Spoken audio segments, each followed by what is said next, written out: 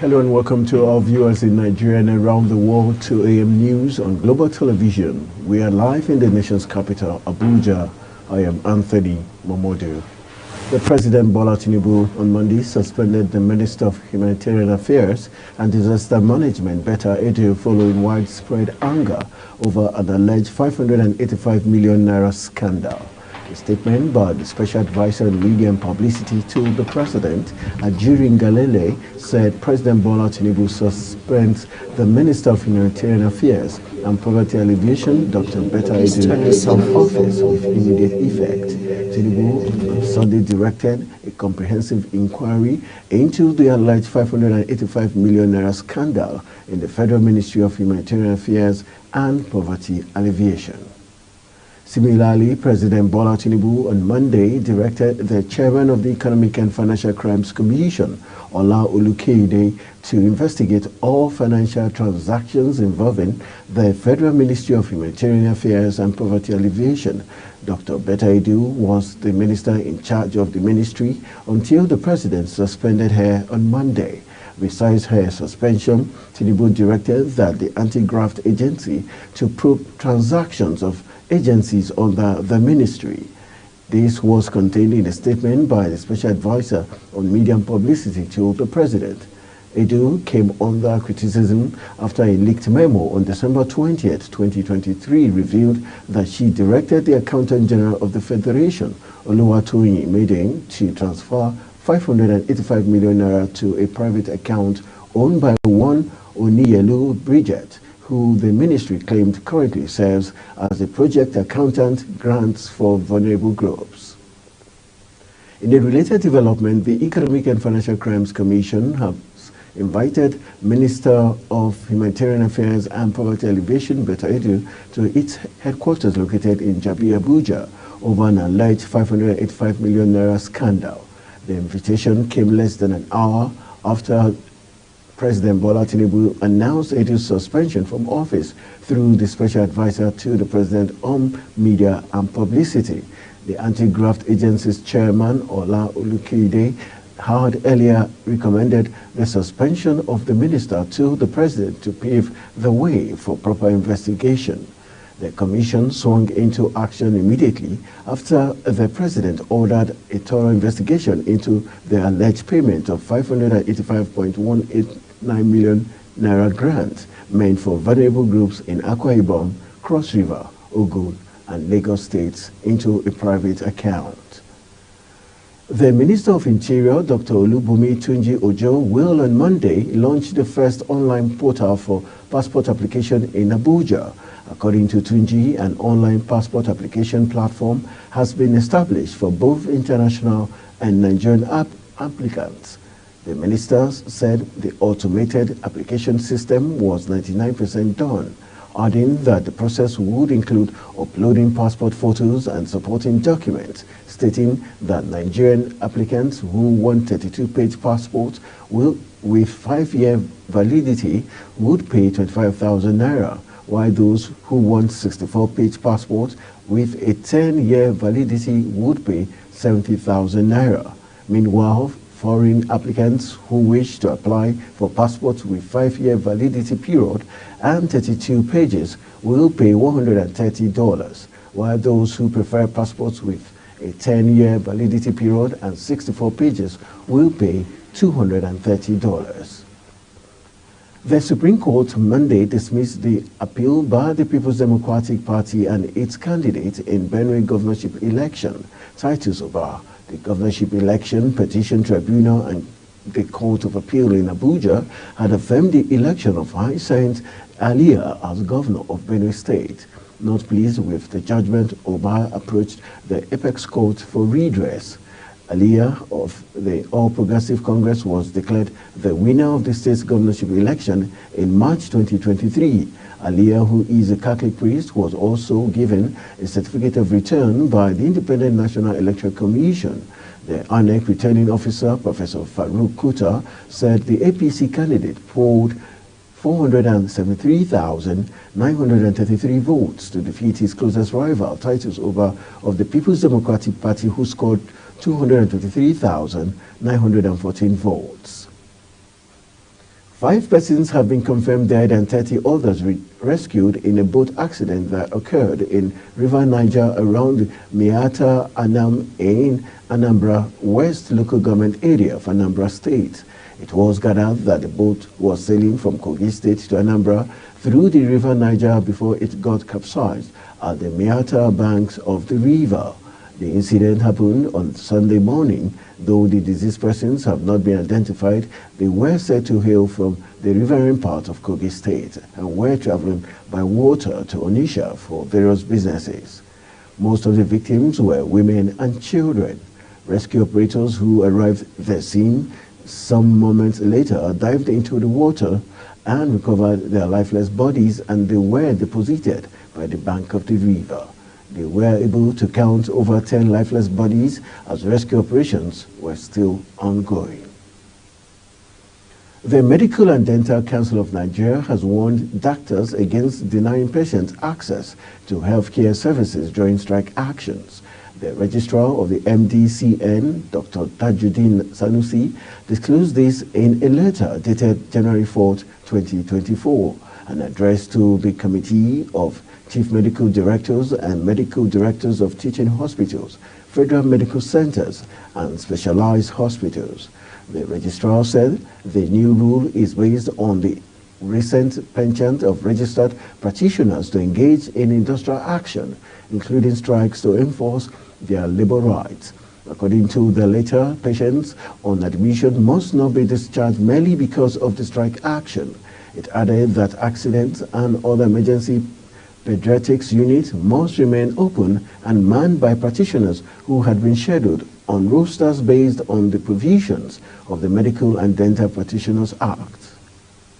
And still in the news, former Minister of Humanitarian Affairs and Disaster Management and Social Development, Sadiya Umar Farouk, has arrived at the Office of the Economic and Financial Crimes Commission to offer clarification concerning her stewardship. Umar Farouk arrived at the headquarters of the EFCC to honor the invitation by the Anti-Graft Agency to offer clarifications in respect of some issues that the Commission is investigating. The former minister had earlier indicated her readiness to honor the Commission's invitation. The EFCC is investigating money laundering amounting to more than 30 billion naira in agencies her ministry supervised during the Muhammadu Buhari administration. The 6th Division Nigerian Army Port Harcourt destroyed 233 illegal refineries during Operation Still Waters 3 in 4 states in 2023. The 4 refineries destroyed were located in Akwa Ibom, Cross River, Delta, and rivers of the South region. General Officer Commanding GOC, the Division Major General Jamal Abdusalam, made the declaration on Monday in Port Harcourt on the sideline of the 2023 West African Social Activities Celebration of the Army. Abdusalam assured that the Army would consolidate its achievement in 2023 to enable the federal government to attain its set target for crude oil production in 2024. According to him, the Army can only meet expectations if troops remain dedicated, focused, and committed in the discharge of their collective responsibilities, noting that troops also impounded 72 trucks and other vehicles and recovered more than 356 arms and ammunition during the period. The National Agency for Food and Drug Administration and Control, NAFDAC, has notified the public about 5 contaminated syrups allegedly going around in World Health Organization regions. The notification, signed by the Director General of the agency, Professor Mojishola Adeyeye, in Abuja, the agency listed the WHO regions to include America, Eastern Mediterranean, Southeast Asia, and Western Pacific. It stated that the 5 oral liquid dosage forms, syrup and suspension, were also detected in the Maldives and Pakistan, and that some of the affected products have also been detected in Belize, Fiji, and Laos People's Democratic Republic. The agency listed the syrups as Allegro syrup, Emidon suspension, Mucorid syrup, or Coffin suspension, and Zincell syrup, adding that a total of 23 batches of the product are affected and the stated manufacturer is Pharmix Laboratories, Pakistan. The routine screening detected potentially unacceptable amounts of diethylene glycol and ethylene glycol as contaminants. And moving to Lagos State government has urged waterways users and stakeholders on the need for patience and calm following the purported Supreme Court judgment over the control of the nation's waterways, particularly in the state.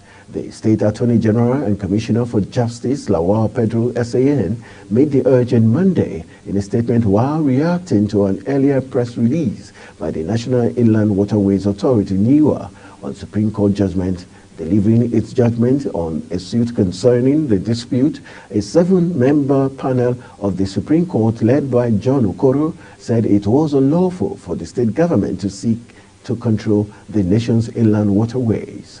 In the lead judgment written by Okoro, the Supreme Court held that existing laws confer exclusive control of activities in the inland waterways on the federal government through its agencies, the NIWA and the Nigerian Maritime Standard and Safety Agency, and no other tier of government. The Lagos State government had created the state's Lagos State Waterways Authority, LASWA, in 2008 for the management of its waterways. You're watching AM News live from Nigeria's capital, Abuja. We are on StarTimes channel 276. Kindly follow us on all social media platforms using Global TV NG and other handles now showing on your screen. AM News continues shortly after this break. Please stay with us.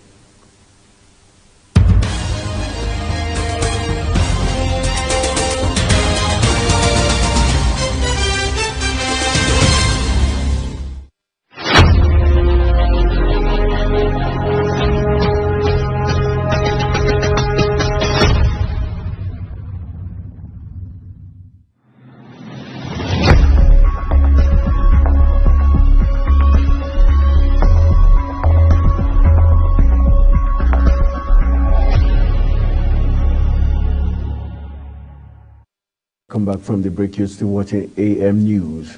One person has been confirmed dead in the fire outbreak at an engine oil depot in Kano. Several buildings housing the facility were also destroyed by the raging fire. The depot is located at the Hotoro Eastern Bypass. Firefighters from the State Fire Service rushed to the scene to put out the fire as residents of the area fled for safety. According to eyewitness, the fire outbreak occurred after an oil tanker loaded with oil arrived at the facility. Details on the level of damage caused by the fire were still sketchy. The Taraba State government has announced plans to reintroduce history as a subject in the basic education curriculum in schools in the state. The state governor, Agbo Kefas, made this known when he hosted journalists to a dinner in Jalingo, Taraba State. History was removed from primary and secondary education curriculum in the 2009-2010 academic session. In November 2022, the federal government reintroduced history as a stand-alone subject in the basic education curriculum in Nigeria, 13 years after its abolition. The governor noted that in no distant time, primary school teachers in the state must be first degree holders, while secondary school teachers must have minimum of master's degree to enhance the quality of education in the state. Moving to the agricultural sector, the Minister of Agriculture and Food Security, Senator Abubakar Kyari, has vowed to eradicate all forms of round-tripping and poor farmers' data in the sector, including other impediments negatively impacting food security and production.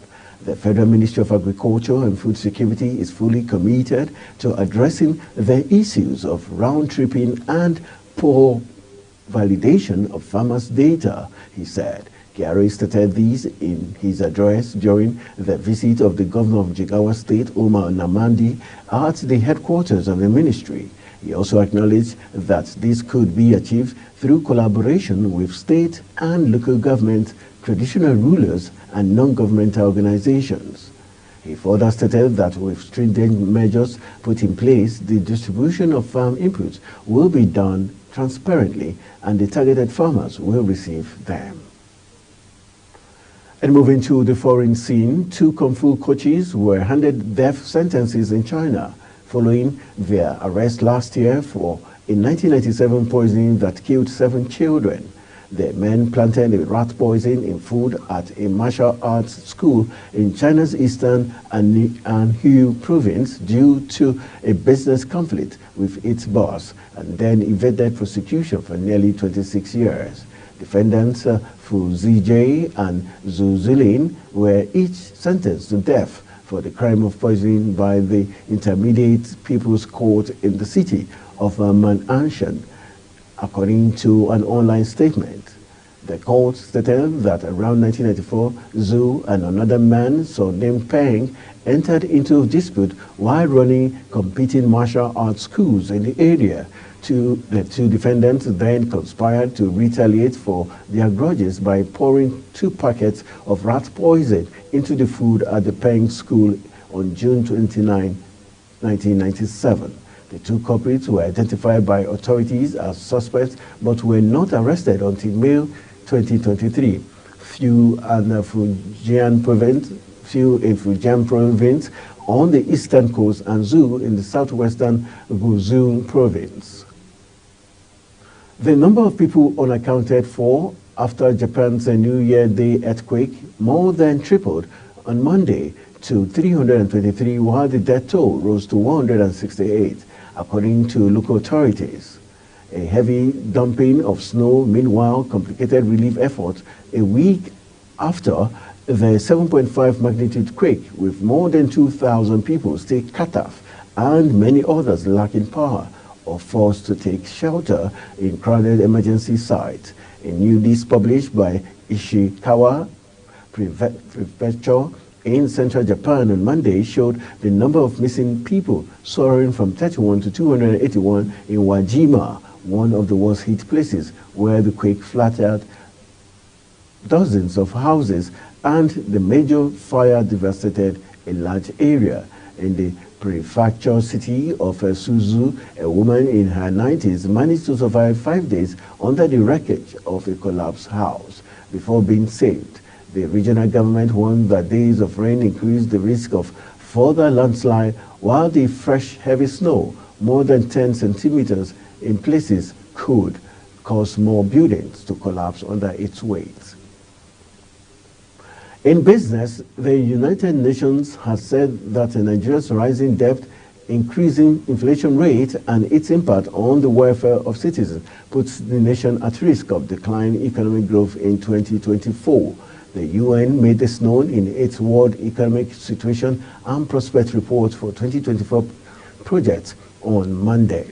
Nigeria's inflation rate stood at 38.2% with a debt profile of about 87.38 trillion naira by the second quarter of 2023 from 49.85 trillion naira in the first quarter, which amounts to about 75.35% increase, according to the National Bureau of Statistics. The UN also estimated an increase in Nigeria's growth rate from 2.9% in 2023 to 3.1% in 2024. According to the report, Nigeria's policy reforms enacted in 2023, especially in the hydrocarbon sector, contributed to a moderate improvement in the country's growth prospect for 2024, with the 3.1% gross domestic product growth forecast. Policy reforms enacted by the government of Nigeria in 2023, especially in the hydrocarbon sector, have contributed to the moderate improvement in the country's growth prospect for 2024. The Central Bank of Nigeria has paid $2 billion to clear a part of the backlog of matured foreign exchange obligations to the deposit money banks. Reports have put CBN forward contract obligations to banks at $7 billion. The delay in the payment of the debt has been said to be responsible for the current volatility in the forex market, a situation that has led to the falling value of the naira against the US dollar. According to a statement by the Central Bank of Nigeria, foreign airlines also received $61.64 million million from the disbursement aimed to address the pending matured foreign exchange owed to them. The CBN Acting Director of Corporate Communications, Hakama Sidi Alia, said the move underscored its commitment to resolving pending obligations and a functional foreign exchange market. CBN reportedly owes foreign airlines over $700 million. The Naira has depreciated by 38.9% against the United States dollar at the official I&E window of the Central Bank of Nigeria in the past 3 months. Data obtained from the FMDQ Securities and Exchange revealed that the local currency fell from 745 Naira 19 kobo to $1 on October 3rd, 2023 to 1,035 Naira 12 kobo to $1 as of January 3rd, 2024, while the Naira depreciated from 471 Naira to $1 to about 700 Naira to $1 at the official market shortly after the announcement of the exchange rate unification policy of the CBN in June 2023. The local currency had fallen further in the past few months to over 1,000 Naira to $1 at the parallel market. The local currency has been trading around 1,220 Naira to $1 in recent weeks. Specifically, the Manufacturers Association of Nigeria, Lagos Chamber of Commerce and Industry, as well as the Nigerian Association of Small-Scale Industrialists, said their members were already scaling down operations over the development, a situation that might lead to the sacking of more workers. And in sport, President Bola Tinubu has cleared the outstanding payment the federal government owed the Super Eagles and other sporting teams of the country. According to a statement on the X handle of Tinubu Media Center, the payment entails the clearing of the senior national team coach salaries, rounding up to 15 months, payment of the allowances and promises due to the senior national teams, females, and the under-20 national team. Recall that in 2020, the Super Eagles complained that the federal government was yet to release the 1.5 billion naira approved for them to compete at the 2019 African Cup of Nations. Birmingham hired Tony Mowbray on Monday as their new manager to replace the sacked Wayne Rooney. Former Sunderland and West Brom boss Mowbray agreed a 2.5-year deal with the championship strugglers. He is Birmingham's third manager this season after the dismissal of John Eustace and Rooney. Mowbray was sacked by Sunderland in December after 15 months in charge, despite guiding them to the playoff last season. Former Manchester United and England star Rooney was asked by Birmingham just 83 days in charge. Having replaced Eustace in October, Rooney managed just 2 wins in 15 games as Birmingham slipped from 6th in the championship to 20th. And wrapping it up, the Super Eagles of Nigeria lost 2-0 in a friendly game on Monday against Guinea in preparations for the 2023 African Cup of Nations, scheduled to start on the 13th of January in Cote d'Ivoire. The friendly match was played at the Banyas Stadium in Abu Dhabi. The official X page of the Super Eagles, which gave timely update on the match, noted that the Guineans scored the first goal in the 14th minute of the game. Furthermore, a penalty was awarded to Nigeria in the 19th minute when Umar was hacked down. The Super Eagles struggled to equalize at the first half, ended 1-0 in favor of Guinea. And that's how we call it a wrap on the AM News. I am Anthony Momodu saying thank you for watching.